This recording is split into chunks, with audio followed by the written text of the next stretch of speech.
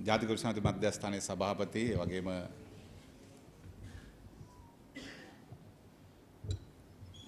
අපේ රටේ ජනතා අරගල වලින් පසු බිහි වෙච්ච ආණ්ඩුවේ වර්තමාන කෘෂිකර්ම ඇමති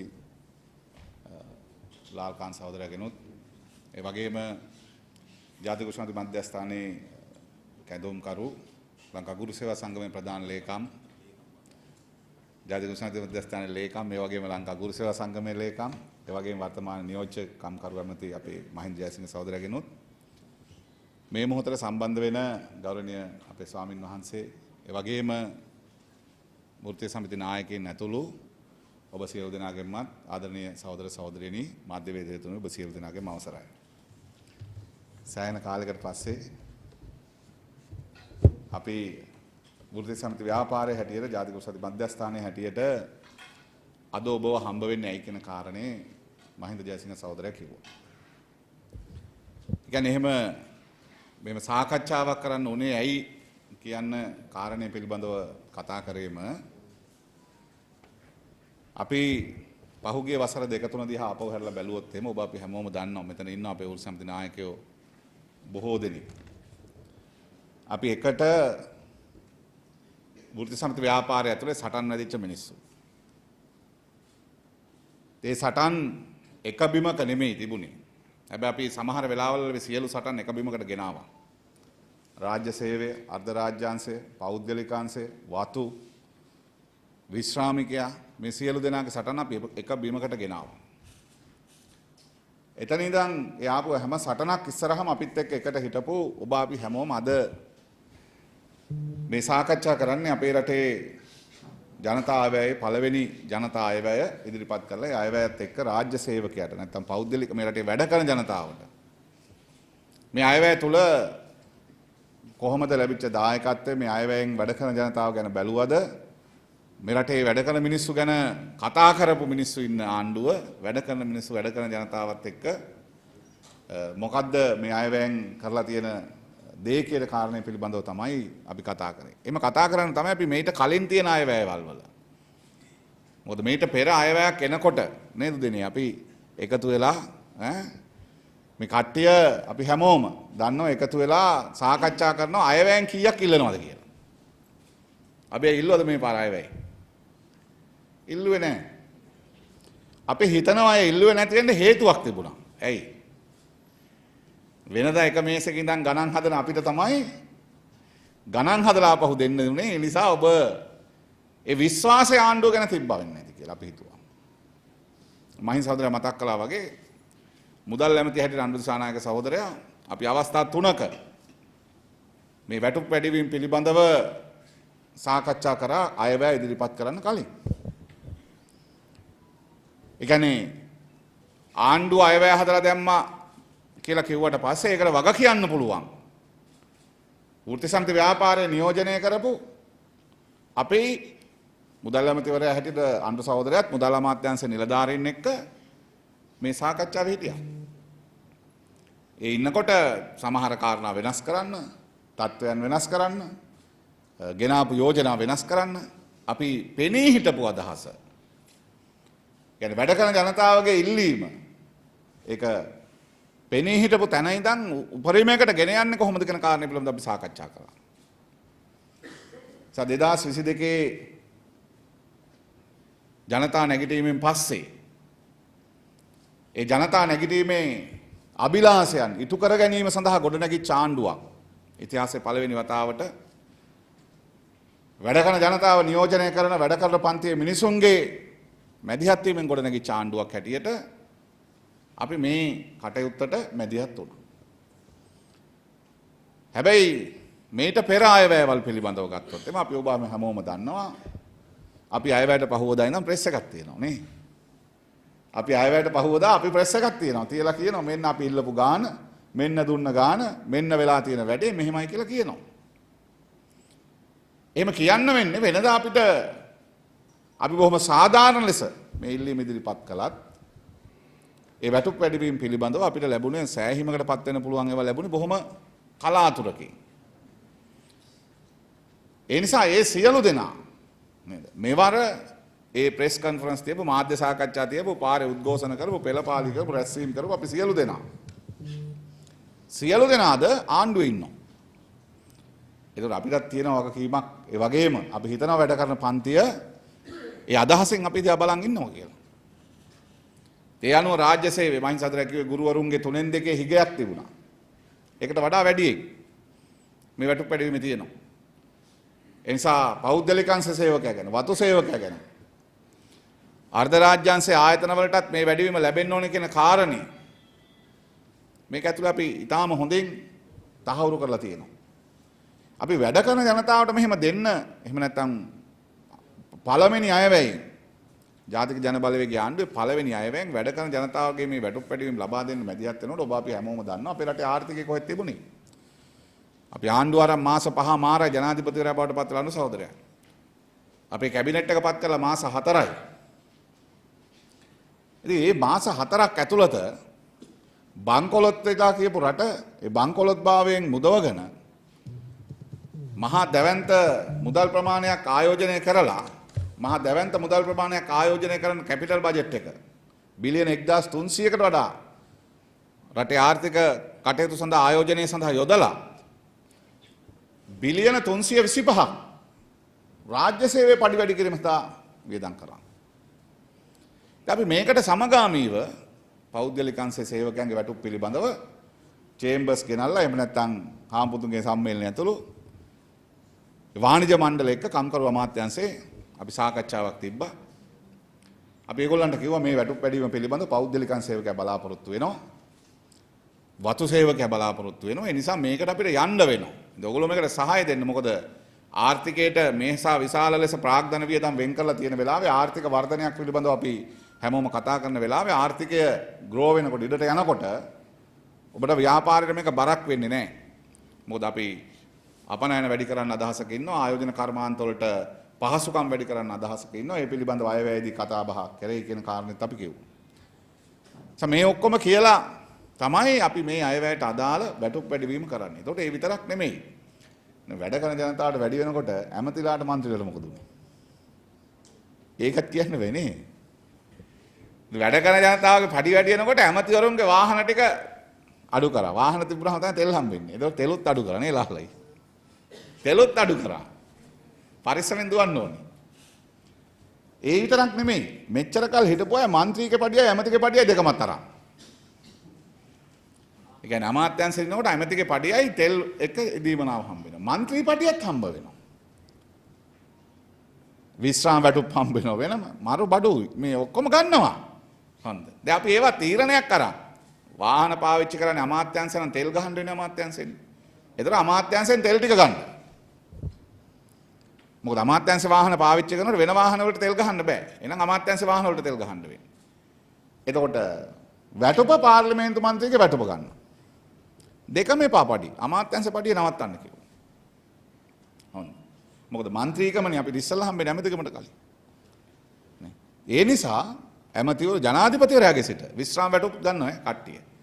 ජනරල් සහෝදරයා ලියුම දුන්නා විශ්‍රාම වැටුප නවත්තන්න කියලා පාර්ලිමේන්තුවට. ඉතින් අපි එතෙන් සිට වාහන තෙල් තිබුණා ලීටර් 1200 අඩු කරා. වැටුප එකකට සීමා කරා. එහෙම කරන ගමන් නේ පාර්ලිමේන්තුවේ කෑමත් ගණන් වැඩි කරා. ඒකත් කියන්නේ වෙනත් නේද? ඒවට තමයි සෑහෙන දුක හිතලා තියෙන කට්ටියට. මේ කට්ටිය එක්කන් ගිහලා ඉතින් මොකද වෙන වෙනම කරන්නත් බෑ දැන් පත් තියෙන පඩියට. ඉතින් අපි ජනතාවගේ පැත්තේ බර අඩු කරන්න අවශ්‍ය හැමදේම කරමින් වැඩ කරන ජනතාවට අපි මේ වැටුප් පැඩවීම ලබා දෙන්න තමයි අපි මැදිහත් වුනේ. ඒ නිසා මේ වැටුප් පැඩවීම ගැන කියනකොට විශේෂයෙන් කියන්න ඕන මොකද දැන් අයවැයක් එනකොට ඔබ අපි හැමෝම දන්නවා. දෙපැත්තකින් සහන දෙන්න පුළුවන්.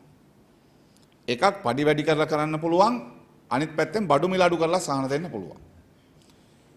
එතකොට මේ අයවැය ඇතුලේ මෙතන ඉන්න අපේ සහෝදර සහෝදරියෝ කවුරු හරි කියන්නකො මොන බාණ්ඩේද බදු ගැහුවේ කියලා. මොන බදුද වැඩි කරා කියලා කිව්වේ. මේ අයවැය ඇතුලේ. කොයි වෙලාවෙ හරි අnder සහෝදරයා අයවැය කතාව කියපු එක වෙලාවකවත් ඔබට ඇහුණද අහවල් බද්ද අහවල් තැන ගානට වැඩි කරනවා කියලා. නැහැ. මේ පැවතිච්ච ආර්ථිකය ඇතුලේ අඩුපාඩුකම් ටික පිළිවෙල කරගෙන නිවැරදි කරගෙන මේ වැටුප් වැඩිවීම ලබා දීමට අවශ්‍ය ආදායම හොයාගෙන ජනතාවට බරපතලවන්නේ නැතුව තවත් නිදහස් කරන්න පුළුවන්. කිරිපිටි යෝගට් වගේ තියෙන දරුවන්ට ගහලා තියෙන වැට් බද්දත් අයින් කරලා IMF එක විරුද්ධ වෙද්දී. එහෙම මැදිහත් උනේ. දැන් මෙහෙම මැදිහත් වෙලා එනකොට පොඩි දුකක් වගේ තිබිලා තියෙනවා. සමහරු දැන් වෘත්තීය සමිති නායකයෝ කියලා සමහර අය කියනවා මෙතන ගොඩක් අය ඉන්න නිසා මම මේ ගොඩක් නම් කියන්නේ නැත්තේ. නිකන් කියන්නකො දැන් වෙනදා වැඩ වර්ජන තියා මුන් වැඩ වර්ජනයක් ළඟින්වත් ගියේ නැති මිනිස්සු වැඩ වර්ජන ගැන කතා කරනවා. කවුද කියලා හොයාගන්න ඕනේ මේ මිනිස්සු ඉස්සල්ලා. නේ. දැන් වෘත්තීය සමිති නායකයෝ නම් අපි දන්නවා. අපිත් එක්ක හිටපු මිනිස්සු ඉන්න බෑ. දැන් මේ ප්‍රශ්නයක් තියෙනවා මොකද්ද? මේ පඩි වැඩිවීම දුන්නේ ඉල්ලලා නෙමෙයි. ඉතින් ඉල්ලන්න ඕනේ නෑනේ. වැඩ කරන පන්තිය මිනිස්සුන්ගෙන් සමන්විත ආණ්ඩුවක් හැදුවට පස්සේ අපි විශ්වාස කරනවා ඉල්ලන්න ඕනේ නෑ. ඉතින් ඒක තමයි ඉල්ලන්නේ නැතුව වැටුප් වැඩිවීම අපි දුන්නා. ඒ කියන්නේ වැඩ කරන ජනතාවගේ අපේක්ෂාව ඒක. අය පාරවල් ගානේ උද්ඝෝෂණ කර කර පඩි වැඩි කරන්න යන්න ඕනේ නෑ. ආණ්ඩුවක් හදාගත්ත අපේ ආණ්ඩුව අපේ පඩි වැඩි කරන්න ඕනේ. ඒක තමයි අපේක්ෂාව. අපි හිතන අපේක්ෂාව අනුව තමයි අපි මේ වැටුප් වැඩිවීම වලට මැදිහත් වුනේ. පෞද්ගලික අංශ සේවකයාගේ වැටුප අවම වැටුප රුපියල් 9000කින් වැඩි වෙනවා. ඉතිහාසයේ කවදාවත් එහෙම වැටුප් වැඩි කරලා නැහැ. අපි 2004 අපි ආණ්ඩුවක් හදන්න සම්බන්ධ වුණානේ මේ. ඒ 2004 හදපු ආණ්ඩුවේ සන්දාන ආණ්ඩුවේ පාර්ලිමේන්තුවට පනතක් ගෙනල්ලා පළවෙනි පාරට පෞද්ගලික අංශ සේවකයන්ගේ වැටුප් වැඩි කරලා රුපියල් 1000. රුපියල් 1000ක් වැඩි කරලා පළවෙනි පාරට. ඊට පස්සේ 2015 අංක 36 අයවැය සහන දීමනා පන්තින රුපියල් 1000ක් වැඩි කරා. ඊට පස්සේ 2015 ආපහු අපේ ඉල්ලීම් මත 2500ක් ඒත් අයවැය සහන දීමෙන් අවුරුදු 2කට දුන්නා. පළවෙනි අවුරුද්ද 1500යි දෙවෙනි අවුරුද්ද 1000යි. 3500යි. ඊට අමතරව අපි දිගටම පෞද්ගලික අංශ සේවකයන්ගේ අවම වැටුප පනතක් තියෙනවා අපේ රටේ. ඒක තමයි ඕනෑම තැනක වැඩ කරන කඩ සාප්පු කාර්යාල කර්මාන්ත ශාලා ඕනෑම තැනක වැඩ කරන සේවකයෝ අවම වැටුප තීරණය වෙන්නේ එතනින්. ඒක තිබුණේ රුපියල් 12500 තිබුණේ. ඒක දැන් 17500 කරා. ඒ ගිය අවුරුද්දේ අපි අවුරුදු 4ක් විතර ඉල්ලලා තමයි ඒක කරගත්තේ. එතකොට රටේ පඩි උඩට ඇවිල්ලා තිබුණේ යම් ප්‍රමාණයකට. එනිසා අපි එහෙම ඉල්ලනකොට අපි මේ පාර රුපියල් 21000 තියෙන අවම පඩිය 17500යි අයවැය සහන දීමනා 2යි 2005 අංක 36 1යි 2015 අංක 4 පනතයි 2යි 3500යි ගත්තාම 21000යි. ඒ 21000 තමයි රුපියල් 30000 කරේ. ඉතින් හාම්පුතුන්ගේ සම්මේලන අපිත් එක්ක කතා සාකච්ඡාවේදී කිව්වා එකපාර මේ බර අපිට දෙන්න එපා. අපිට පොඩි කාලයක් දෙන්න. මොකද අපි ගිය අවුරුද්දෙත් මේ වැඩිවීමක් කරා. මොකද අවම වැටුප වැඩි කරපුවාම ඒකට සාපේක්ෂව අනිත් අයගේ වැටුප් තලාතරත් වැටුප් වැඩි වෙන්න ඕන. නැත්නම් වැටුප් වල විෂමතාවයක් එනවා. රුපියල් 21000 පළවෙනි අවුරුද්දේ 27000 වෙනවා. මේ අප්‍රේල් පළවෙනිදා ඉඳන්. ඊට පස්සේ ලබන අවුරුද්දේ ජනවාරි පළවෙනිදා ඉඳන් ඒක 30000 වෙනවා. ඒට සාපේක්ෂව අනිත් අතිකාල ඊට පස්සේ ග්‍රැටිවිටි එක හැම දෙයක්ම පෞද්ගලිකයන් සේවකයන්ගේ මූලික වැටුප වැඩි වෙනවා. ඒ නිසා මේ ලබන ජනවාරි පළවෙනිදාන් පස්සේ රුපියල් 30000ට අඩුවෙන් රස්සා නැහැ රටේ. අවම පඩිය 30000යි. ඒක තමයි නීතිය පනත හැදෙන හැටි. ඉතින් මේ රුපියල් 9000ක් වැඩිවීම මේට සාපේක්ෂව තමයි රාජ්‍ය සේවකයන්ගේ KKS කියලා කියන්නේ. කාර්යාල කාර්ය සහායක 8250කින් ග්‍රොස් සැලරි එක වැඩි කරනවා. 15750කින් බේසික් වැඩි වෙනවා. රුපියල් 24250 තියෙන බේසික් එක තමයි අපි 15750කින් වැඩි කරන්නේ. එතකොට මේ ගාන වැඩි වුණාම තමයි ඔහුගේ අවම වැටුප රුපියල් 57800ක් වෙනවා. මොකද ඒ 57800 වෙන්නේ ඔහුගේ වැටුප 57800 වෙන්නේ 17800ක ඔහුගේ ජීවනාංක දීමනාවකුත් තියෙනවා. නිසා ජීවනාංක දීමනාව මේ තියෙන කරුණු එක්ක තමයි අපි මේ කාරණේ කිව්වේ. නිසා මේ අවම රාජ්‍ය සේවයේ ඉන්න පහළම ශ්‍රේණියේ ඉන්න සේවකයාගේ වැටුපත් 15750කින් වැඩි වෙනවා. ඉතින් ඉල්ලලා නෙමෙයි මේ. බේසික් එක 15750කින් වැඩි වෙනකොට 8250කින් ග්‍රොස් සැලරි එක මේ අවුරුද්දේ එකතු වෙන එක වැඩි වෙනවා. දීමනාව 7500ක් බේසික් එකට එකතු කරනවා. ඉතින් එහෙම එකතු කරන්නෙම බේසික් සැලරි එක වැඩි කරන්න ඕන කියන සංකල්පයේ අදහස අපි හැමෝම වෘත්ති සමිති නායකයන් ලෙස ඉන්නවා අපි. මොකද ගෙදර යනකොට පෙන්ෂන් එක හැදෙනකොට ඒක තමයි තියෙන්න ඕනේ. නැත්තම් බේසික් එක නැති වුණොත් එහෙම පෙන්ෂන් එක අඩු වෙනවා. හැබැයි මේ වැටුප් වැඩිවීම සලකද්දී අනෙකුත් සියලු දේවල් පිළිබඳ සැලකිල්ලට ලක් කරා. අනෙකුත් සියලු දේවල් පිළිබඳ සැලකිල්ලට ලක් කරා කියලා කිව්වේ රාජ්‍ය සේවය, පෞද්ගලික අංශය, අර්ධ රාජ්‍යාංශය, අර්ධ රාජ්‍යාංශයටත් මේකට සමගාමීව ඒ වැටුප්තල වැඩි කරන්න ඕනේ. අර මහින් සහෝදරයා ඊයේ කැබිනට් මණ්ඩලයේ අපි ඒ රාජ්‍ය පරිපාලන අමාත්‍යාංශයේ වැටුප් වැඩිවීමට අදාළ ඒ චක්‍රලේඛනය සකස් කරලා තිබුණා. ඒක අපි කැබිනට් මණ්ඩලයේ සම්මත කරා. ඒක අද දවසේ ගැසට් එකට යවලා මට ඉතින් අද දවසේ ගැසට් එකේම නියමිතයි. ඉතින් මෙතෙන් සිට ඒ වැටුප් වැඩිවීම හදලා අදාළ ආයතන අප්‍රේල් මාසය ඇතුළත දෙන්න ඕනේ. නේ. දැන් අපි හිතන අවුරුද්දට කලින් හම්බ වෙනා නම් තමයි මේක ටිකක් අවුරුදු ජයටම කන්න පුළුවන් වෙන්නේ.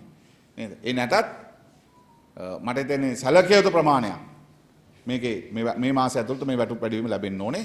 ඒක තියෙන දැන් සම්මත කරපු එක. ඒ වතු සේවකයටත් එහෙම තමයි. අපේ රටේ වතු වල සේවකයෝ රුපියල් 1750 පඩියක් කිල්ලුවා 2000ක වැටුපක් කිල්ලුවා දෛනික වැටුප. මේක එහාට මෙහාට තල්ලු වෙවි තමයි තිබුණේ. ඉතින් ඒ තල්ලු වෙවි තිබිච්ච එක තමයි දැන් ඇවිල්ලා ඒ තල්ලු වෙවි තිබිච්ච එක දැන් ඇවිල්ලා පඩිපාලක සභාවේදී මේ සාකච්ඡාව ආවා.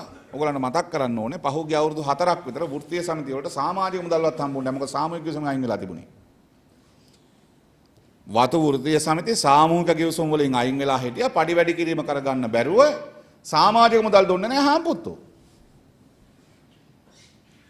ඉතින් ඒ සියලු ගැටලු निराකරණය කරලා පරිපාලක සභාවේ ආම වැටුප් පිළිබඳ තීරණය පහුගිය සැප්තැම්බර් මාසයේ සාකච්ඡාවකදී ගන්න කිව්වා.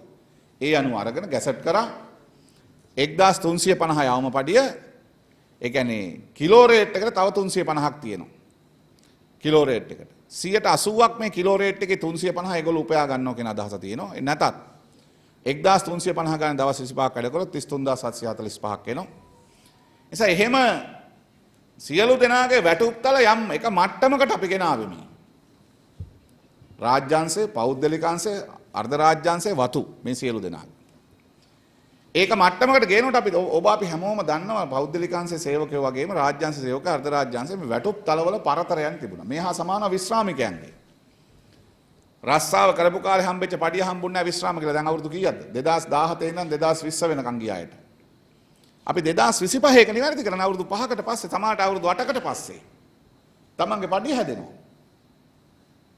ඉතින් මේ ජනතාවාදී ආණ්ඩුවක් හදපු එකේ අරමුණ අපේක්ෂාව ඉටු කර දීම වෙනුවෙන් තමයි අපේ ආණ්ඩුව මැදිහත් වුනේ. ඉතින් මේ මැදිහත්ෙදි තමයි සමහරු කියන්නේ මේ අපිට තිබිච්ච සමහර වෘත්තීය දීමනා ඒවා මේවා කියලා කියන ඉතින් ඒක වැටුප් වැඩිවීම අපිට එක වෙලාවක අපි මේක ගණන් හැදුලා බැලුවා හැම කෙනාටම රුපියල් 25000 කට පඩි දීමනාවක් දෙන්න තිබ්බ ඕන. හැම කෙනාටම වැඩක් තියනවද? මොකද කියන්නේ? වැඩක් නැහැ. ඇයි දීමනානේ? පොදුවේ ග්‍රොස් එක වැඩි කරොත් එහෙම 66ක් පඩි වැඩිවීම තියෙනවා 66ක.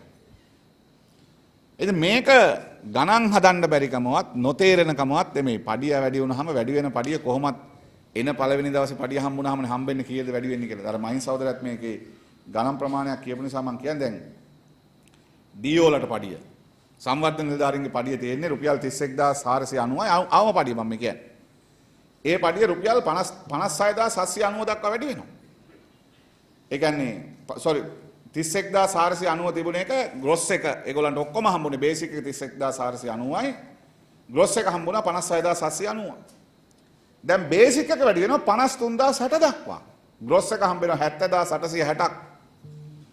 අපේ ආණ්ඩුව මේ එකතු කරන සම්පූර්ණ බේසික් එකට 21570ක්. 21570ක් බේසික් එකට එකතු කරනවා. ඒකේ දීමනා 7500ක් තියෙනවා. ඒක අරපුවම රුපියල් 14070ක පඩි වැඩිවීමක් හම්බෙන්නේ මේ අවුරුද්දට. කළමනාකරන සහකාර තිබුණේ 28940යි. ඒගොල්ලන්ගේ ග්‍රොස් එක ඔක්කොම හම්බුණා 54290. දැන් එක 48470 වෙනවා. 28940 තිබිච්ච එක 48470යි 19530කින් වැඩි වෙනවා බේසික්. 19530කින් බේසික් වැඩි වෙනවා. ග්‍රොස් එක 12030ක්. මේ අවුරුද්ද ඇතුලේ අපි අපේ අයවැය ඇතුලේ බේසික් එකට එකතු කරන්න අපි අයවැයක් ඇතුළේ වැඩි කරනවා දීමනාවට අමතරව තව 12000ක් 30ක්. දැන් මේකේ සාකච්ඡාව ආවේ විශේෂයෙන් සෞඛ්‍ය සේවය ඇතුළේ. නේද? සෞඛ්‍ය සේවය ඇතුළේ තමයි සාකච්ඡාව ආවේ. මොකද වෛද්‍යවරු හෙදෙහිදියෝ තම තමන්ට ලැබෙන වැටුප පිළිබඳව, අතිකාල පිළිබඳව විවිධ කතා සහ විවිධ සමාජ මත හදන්න හැදුවා. සමහරුන්ට ඇත්තටම අපි හිතුනේ මේ ඉල්ලලා නොදීපේකේ ප්‍රශ්නද කියලාත් අපි වෙලාවක හිතුවා වගේම මේක මතයක් හදන්න හැදුවා. හැබැයි මේ මතේ හදන්න හදනකොට ඒගොල්ලෝ මේ ගණන් හදන කැලල හරියට පෙන්වන්නේ නැහැ. මොකද අපිත් මේ වැටුප් සාකච්ඡාවල ගණන් හදනකොට හදපු විදි තියෙනවනේ. නේද? අපිත් මේක හදලා දශමයටම හදලා 750ත් ඉල්ලපු කාලේ තිබුණා අපි. එහෙම තමයි.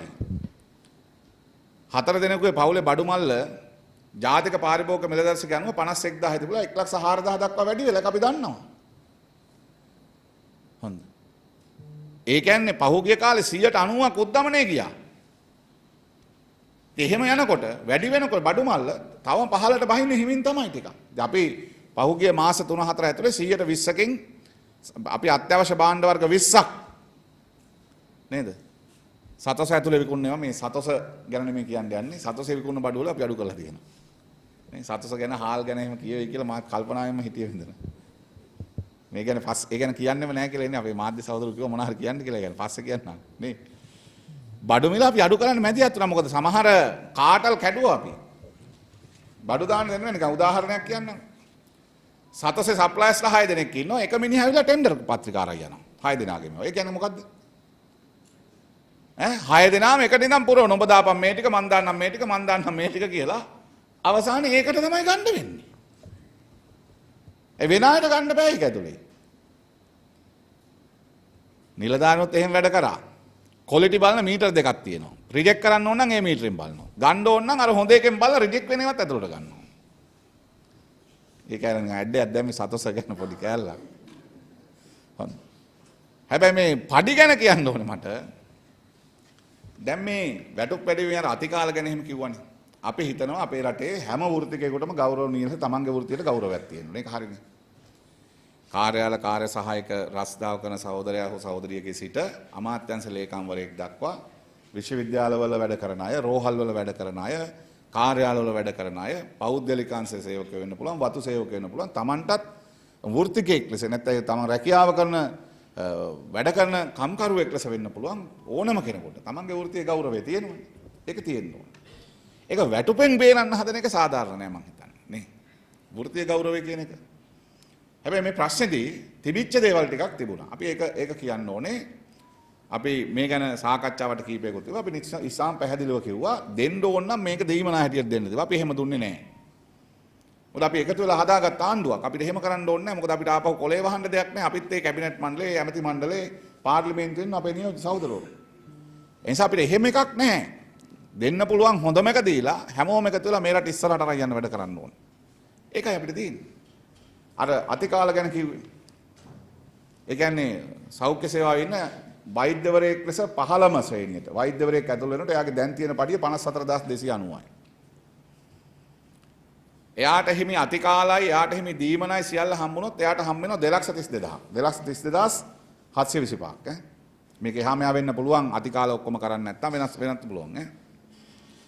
දැන් අපි පඩිය කීයද වැඩි කරේ? 54290 පඩිය 94190ට වැඩි කරා. දැන් වැඩි වෙලාද නැද්ද? අංක ගණිතයට නම් වැඩි වෙලානේ. ඒක පිළිගන්නවනේ නේ. ඒ කියන්නේ 54290 බේසික් එක 94190ට වැඩි කරා. ග්‍රොස් එක 2,32,725 2,77,800 දක්වා වැඩි වෙලා තියෙනවා. එතකොට මේ වැඩිවීම ඇතුලේ තියෙනවා ග්‍රොස් සැලරි එක 45,075ක් වැඩි වෙලා. 45,075ක් වැඩි වෙලා. ඉතින් බේසික් එකට 39,000ක් වැඩි වෙලා තියෙනවා. ඉතින් අපි අහන්නේ මෙන්න මේක ප්‍රශ්නේ මේ ප්‍රශ්නේ තමයි මේ මතු කරන්නේ. දැන් මේ 54,290 තියෙනකොට අතිකාල ගණන් බැලුවේ පැය 80ෙන් බෙදලා. එහෙමනේ බැලුවේ. දැන් 54,290 80ෙන් බෙදපුවාම රුපියල් 678යි පැය. දැන් අපි බෙදුවේ කීයද? අපි 94,150 120ෙන් බෙදුවා. එතකොට පැයක් කීයද? 784යි. රුපියල් 106ක් ඒත් වැඩි. අපේ වැඩි කරපු එක ඇතුළත් වැඩි. දැන් මොකද්ද මේ කියන්නේ අපිට? නෑ ඔයගොල්ලෝ එහෙම බෙදන්න එපා. ඕගොල්ලෝ 94150ම දීලා 80ෙන් බෙදන්න කියනවා. එහෙම වුණොත් කොහොමද වෙන්නේ? රුපියල් 678 තියෙන පැයක් 1178ක් වෙනවා. 1178ක්. එතකොට අපි මේ වැටුප් වැඩිවීම විසින් අපි අපේක්ෂා කරපු හැම කෙනාටම සාධාරණීෂ්ඨ කරන්න යන එක. ඉතින් විවිධ පැති වලින් ආවරණය වෙනවා. විශ්වවිද්‍යාල ආචාර්යවරුන්ට සමහර අයට දීලා තිබුණා බැජ්ලොග් බැජ්ලොග් ඇලවන්ස් එකක් 120ක් වැටුපේ. ඉතින් මේ බැජ් එක දැන් කැම්පස් එකට ඇවිල්ලා ඒගොල්ලෝ ඩිග්‍රී අරන් ගිහිල්ලා ඉවරයි. දැන් බැජ්ලොග් ඇලවන්ස් එකක් එතකොට දෙන්නේ නැහැ ඩබල් බැජ් ගත්තාම දෙන ඇලවන්ස් එකක්. ඉතින් ඒ වගේ ඒවා නිවැරදි වුණා ඇත්තට. ඒක කියන්න එපයි. ඒවා නිවැරදි. හැබැයි පඩි අඩු කරේ නැහැ. දීමන අඩු උනේ නැහැ. ඉපයම් අඩු උනේ නැහැ. ඕනෑම කෙනෙක් පහළම රාජ්‍ය සේවයේ වැටුප් ගන්න කෙනාගේ සිට 8250 සිට නේ හැම කෙනාගේම පඩිය වැඩි වුණා. බේසික් එක 15750 ඉඳන් හැම කෙනාගේම වැඩි වුණා. බේසික් එක. හොඳයි. හැම කෙනාගේම වැඩි වුණා. ඉතින් එතකොට පෞද්ගලික අංශ සේවකයන්ගේ, අර්ධ රාජ්‍යංශ සේවකයන්ගේ, වතු සේවකයන්ගේ, විශ්‍රාමිකයන්ගේ චිරාත් කාලයක් තිබිච්ච ප්‍රශ්න ඊට පස්සේ ඉන්නේ 2020ට කලින් විශ්‍රාම ගිය අයයි 25ට පස්සේ විශ්‍රාම යන අයයි. අර මහින් සහෝදරයා කිව්වේ අතරායගේ පොඩි ගැටලුවක් තියෙනවා. මේක අපේ පළවෙනි අයවැය. ජාතික ජන බලවේගයේ ආණ්ඩුවේ පළවෙනි අයවැය මේ අයවැය. ඉතින් එහෙනම් පළවෙනි අයවැය අපිට මෙච්චර දේවල් කරන්න පුළුවන් වුණා නම් ආර්ථිකයට ප්‍රාග්ධන වියදම් ලෙස යටිතල පහසුකම් වර්ධනය සඳහා මුදල් පොම්ප කරලා වැඩ කරන ජනතාවත් බලාගෙන කර්මාන්තකරුවන්ට අවශ්‍ය පහසුකම්ත් දීලා පේ ටැක්ස් එකත් අඩු කරලා රටේ බදු ආදායම් ජනතාවට බදු බර ගහන්න නැතුව රටේ ආදායමත් වැඩි කරගෙන ජාත්‍යන්තරයේ තිබිච්ච බලපෑමුත් අඩු කරගෙන ලෝකේ දිනාගෙන රට ඉස්සරහට යන්න ලෑස්ති වෙනකොට අපි එක ගැම්මට මේකෙන් ඉස්සරහට යන්න පටන් ගන්නවා. අපි ඒකට අපි හදපු ආණ්ඩුව ඇමතිවරුන්ගේ ජනාධිපතිවරයාගේ සිට ඇමති මණ්ඩලයේ සහ මන්ත්‍රීවරුන්ගේ සමහර වරප්‍රසාද කප්පාදු කරලා තියෙනවා. ආදර්ශයන් සපයලා තියෙනවා. එනිසා අපි මේ හදාගත් ආණ්ඩුව අපි හදාගත්තේ මේ රට ඉස්සරහට ගෙනියන්න. මේ රට ඉස්සරහට ගෙනියන්න හදාගත් ආණ්ඩුවක් පස්සට තල්ලු කරන්න රිවර්ස් ගියර්ස් දාන්න කවුරු හරි try කරාට අපි හිතනවා අපි ඒකට ඉඩ දෙන්නේ නැහැ. ඇයි? අපි ඒකට ඉඩ දෙන්න ඕනේ නැහැ. මොකද අපි වැරදි කරලා නැහැ. අපි කාටවත් වැරද්දක් කරන්න නේද? අපි කාටවත් වැරද්දක් කරන්න තුන් හිතකින්වත් අදහසක් ඇතුව නෙමෙයි මේ වැඩ කරලා තියෙන්නේ. හැමෝම සාධාරණ ඉපයීමක්, සාධාරණ වැටුපක්, සාධාරණ දීමනාවක් ලබා දෙන්න අවශ්‍ය කරන මැදිහත් වීම අපි මේ කරලා තියෙනවා. ඒ නිසා මම හිතනවා අපේ රටේ වැඩ කරන ජනතාව නියෝජනය කරමින් ඉතිහාසෙත් ආණ්ඩු හැදුවා.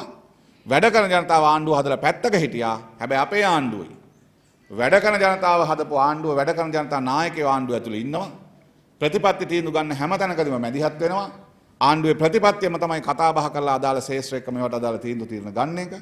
ඒ අනුව අඩුපාඩුවක් වැරද්දක් වෙන්න තියෙන ඉඩ අඩු කරලා අපි තියෙන්නේ. ඒක බොහොම අඩුයි.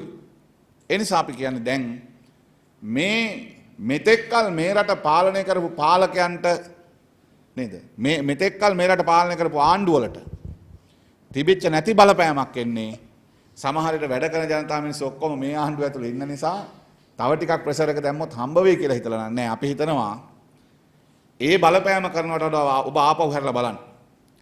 පසුගිය අයවැයවල් වල අපි කිව්ව එක ඊයේ දිහා බලන්න. කොහොමද සැලකුවේ ඔබට?